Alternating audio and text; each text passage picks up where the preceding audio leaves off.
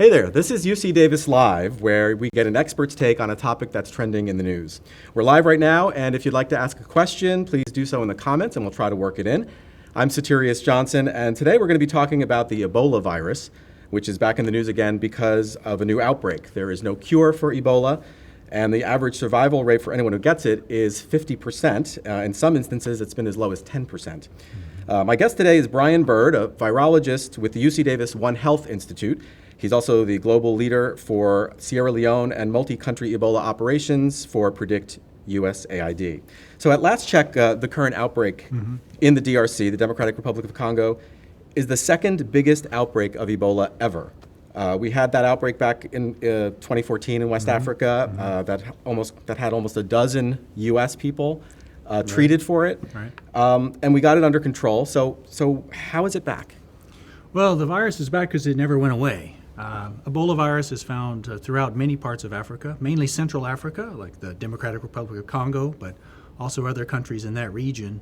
And it's, we believe, be transmitted from a bat reservoir, so the virus likely lives in bats and is then shed into the environment, and then someone becomes in contact with those bats. They get infected, and then they start a chain of transmission in their family or their household.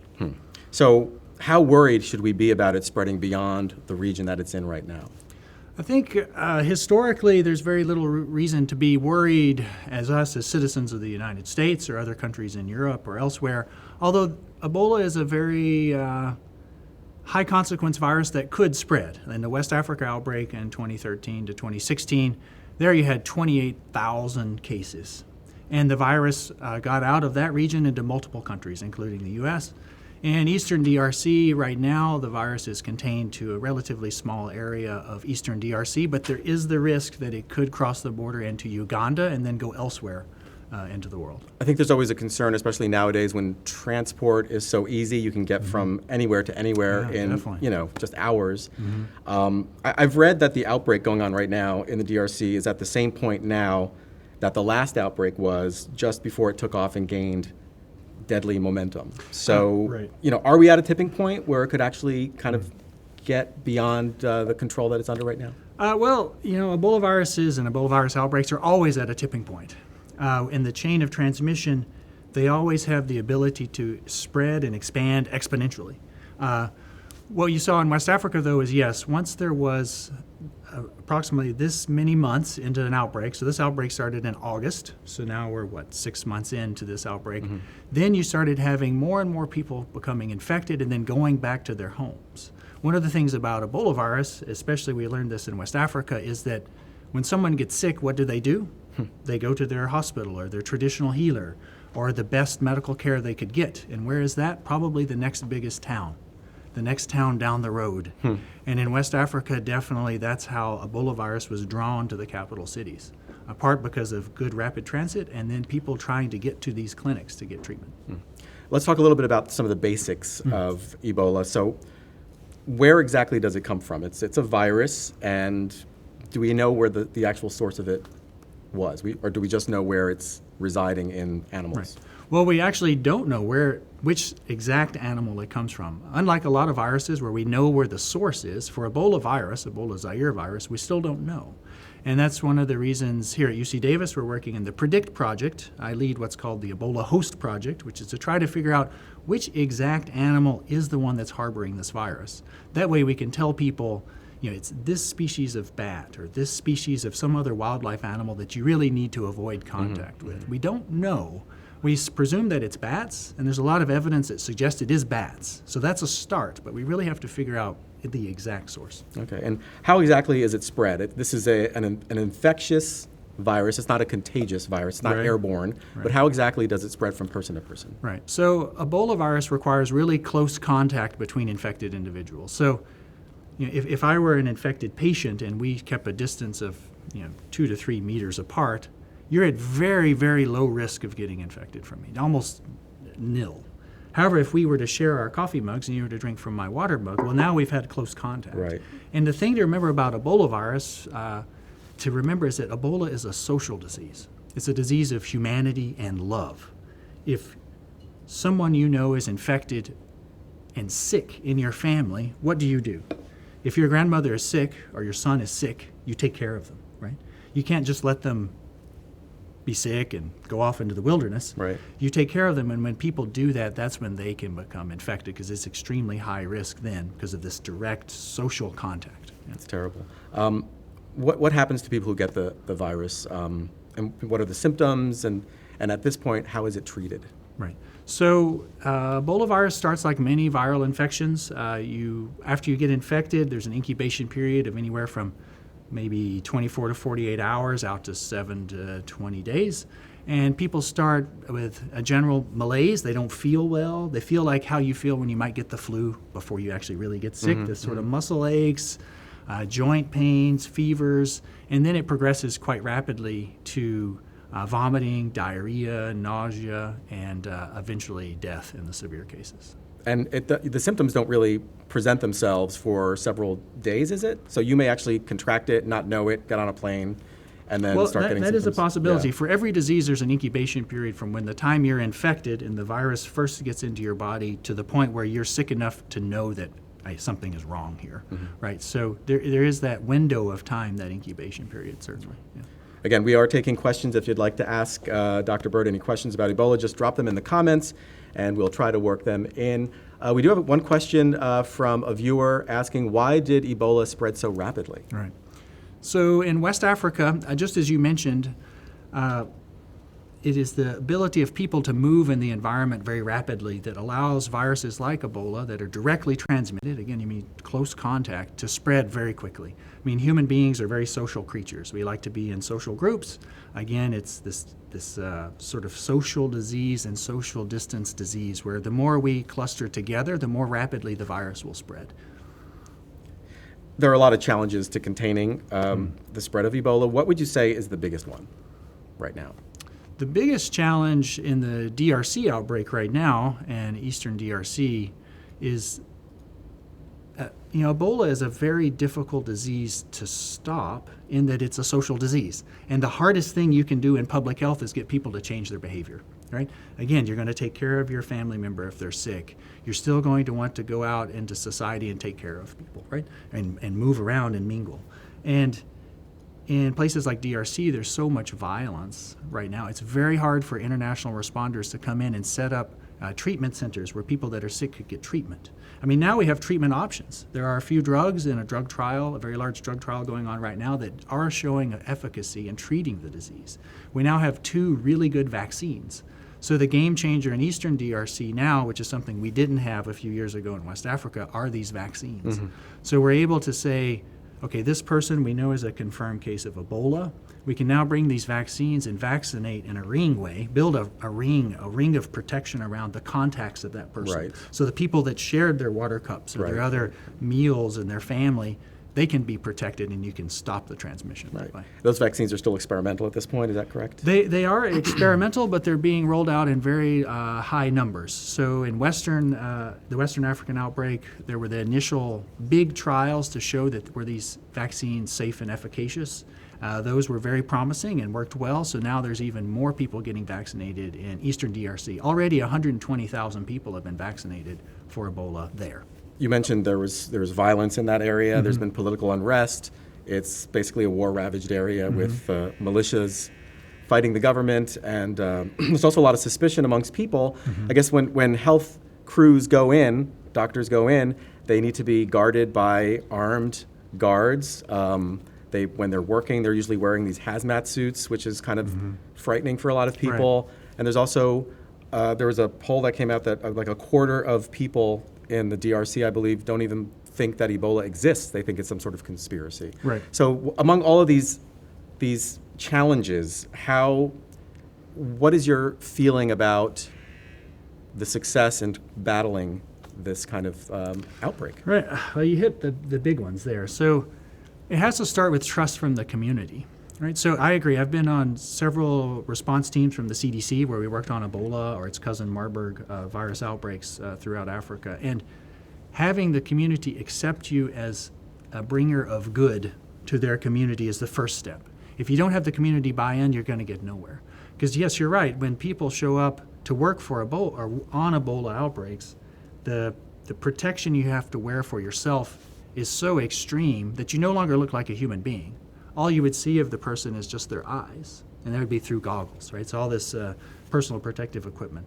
So, and that looks scary. It just is. Frankly, you just look scary. And, you showed up to help a community, but you're wearing really crazy, scary clothing to them, or to anyone. You say you're there to do good. You work in a hospital, but they see people that are sick going into this hospital, and many of them don't come out because they unfortunately died of the disease. And that builds this perception of, well, are these people here to do good? What is going on? Because there's a lot of distrust in many of these communities and around the world of the government and international response organizations. And trying to fix that is the most important thing. We do have another question from a viewer. Is there anything we're not doing right now that we should be doing to keep Ebola and other viruses like it in check? Yeah, I think continuing to, like the project I work on here at UC Davis, to look for the origins of these viruses is really important. That's the first step in trying to create risk reduction messages, so you can tell people this is how you could get infected, so avoid that source of that virus, whatever that virus is. And then, of course, continuing to develop new and improved drugs and vaccines for all of these viruses. And that's a huge challenge because it's so expensive to take a new drug from discovery in a lab, in a test tube, out to testing through various systems until you have a safe, efficacious product. That's a huge investment of time and resources. And if we don't keep doing that, we won't have the tools we need to fight these diseases. Right. Talk to me a little bit about some of the work that you're doing on this front when you talk about the science. Right. So my efforts right now, after leaving the Centers for Disease Control, came to UC Davis, and now leading this really large surveillance project where we're sampling wildlife animals all over Western Africa and globally throughout Africa and Asia to look for new emerging pandemic threats, whether they might come from bats or rodents or other kind of wildlife. We're really looking into what is the source of Ebola in one case, in the Ebola host project, but also more broadly, what are the other viruses that are out there that might be the next big pandemic threat? And if we can figure out what those might be, can we start this countermeasure development pipeline where we can say, okay, we know we found a virus in country X. It looks like a very similar relative to a really bad disease we know of. Do we need to start making drugs and vaccines and testing them against that virus now, before we have an outbreak? Right. And how is that work coming along? It's going well. In the Ebola host project, part of the PREDICT project funded by USAID, we had a great success recently in that we found, for the first time ever, a new kind of Ebola virus, we call it Bombolii virus, before we know of any human or animal getting sick. So it shows that this active surveillance, really getting out there and beating the bushes, looking in the wildlife, looking for these sources of the next new potential pandemic threat can work, because we found a new kind of Ebola in Sierra Leone that was from bats. And then just yesterday, a paper came out that said that another group had found the same virus in Kenya. So over 3,000 miles apart. Wow. But it shows that what we know about Ebola viruses and where they are and what animals they're in, we just know just a tiny, tiny amount. Like there's so much more work to do. And getting that information ahead of time gives you a head start to prevent it from spreading, or if it does infect somebody, coming up with a Absolutely. treatment. That's one of the first tenets of public health is an ounce of prevention is worth a pound of cure. And getting out there in front of these things is the most vital step. You mentioned that this is a very social disease because it spreads from person to person by contact. How do you accomplish getting people to change their behavior? How can you go about, some of this involves funeral traditions. You mentioned people caring for other people. So how can you break down the barriers to people who are used to doing things a certain way? Right. Well, that starts really with deep integration of people that are anthropologists and sociologists, people that really understand human behavior. I'm a virologist and a veterinarian, and I think I understand human behavior, but probably not, certainly not scientifically. So getting those folks involved in these outbreak responses at the very front end. So in Western Africa, we faced a huge challenge, and it's a challenge now in DRC, of safe and dignified burials. Because burial traditions, if you think about it, that's about the most traditional and deep thing that we have, that we, as a society, is how do you care for your dead? And generally, people prepare the bodies of their deceased loved one, get them ready for the funeral, and then they're interred into the ground. That's an ultimate way to spread Ebola, because someone that dies from Ebola has a very high virus load. They're extremely infectious. So even if they're dead, they're still That's possibly... right. The virus you could get is it still from them. there because it's on the surface of their skin, or right. any hemorrhagic signs or diarrhea or vomiting that they might have had on their skin. And like in Sierra Leone, there was an example where the death of one person that was buried in a non-safe way led to maybe 75 Wow. infected people. Wow. So they are a real super shedder event. So getting that to change starts with anthropologists and sociologists. It has to be an integrated team, this social mobilization effort to get people to buy into what you're trying to do to keep them safe. Right. We do have another question from a viewer who's asking, is a vaccine being developed? I guess you mentioned there were a couple of experimental ones. So this is probably the most exciting thing in Ebola virus work in the last, since the virus was discovered in 1976, honestly, 42 years ago. There are now several experimental vaccines. There's probably 10 different candidate vaccines. Some of them are still in the laboratories, very much at the bench level, but now there are at least 3 vaccines that have made it through human trials, and they're already being used widely. So there was 2 vaccines are the leading ones in use in the field right now, one developed by the Canadian Public Health Agency and another by the National Institutes of Health in the United States, where these vaccines develop quick immunity, quick protection. They actually can be used as a response element, like this ring vaccination I was telling you about. So you know there's a case, the father of the family, you vaccinate all the people in the family and then their contacts. So you build this buffer, this sort of fortress of immunity around that person so you can break that chain. How effective is it?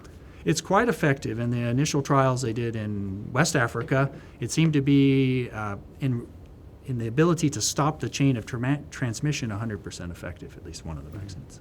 So before we go, I'd like to ask you, how did you get into this work?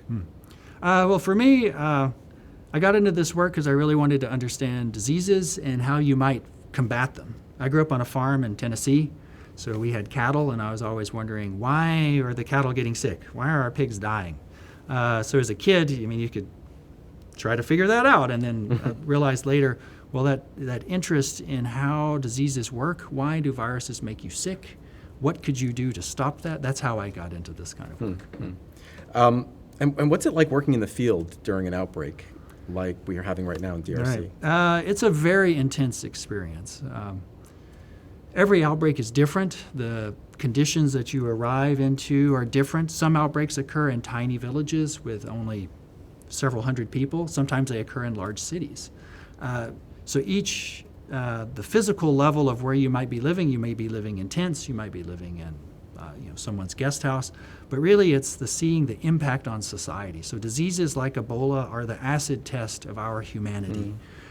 Because it's a social disease, you're asking people to break their care and concern for other people, to show this distance and bring sick people to treatment centers to get them out of the community so that they stop spreading the illness.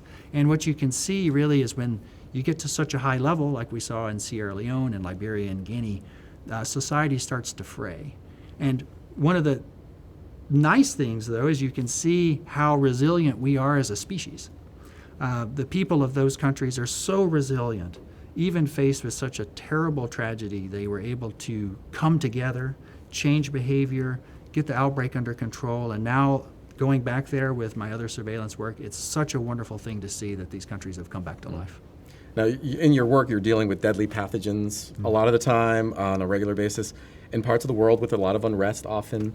So how do your friends and family feel about what you do and your safety during these times? Well, that was always something on my mom and my dad's mind. They were always worried that their son was going off to somewhere scary to do something that was actually kind of scary. I think, though, it's certainly everything you do in life is a risk. And the way we work with Ebola and some of these other dangerous pathogens, we can manage those risks and do the work safely. And I feel like it's worth it to me to take some personal risk to help society for the greater good of our species, whether they and other animals. As if we don't start fighting these diseases and get out there ahead of them, we're in really bad trouble. So, Well, thank you so much for your work, and thanks for joining me today. thank you, sir. It was Absolutely. great. Brian Bird is a virologist with the UC Davis I Health Institute. He's also global lead for Sierra Leone and multi-country Ebola operations for Predict USAID. This is UC Davis Live. If you have questions or comments, please drop them in the comment section. Thanks so much for joining us today. I'm Satirius Johnson.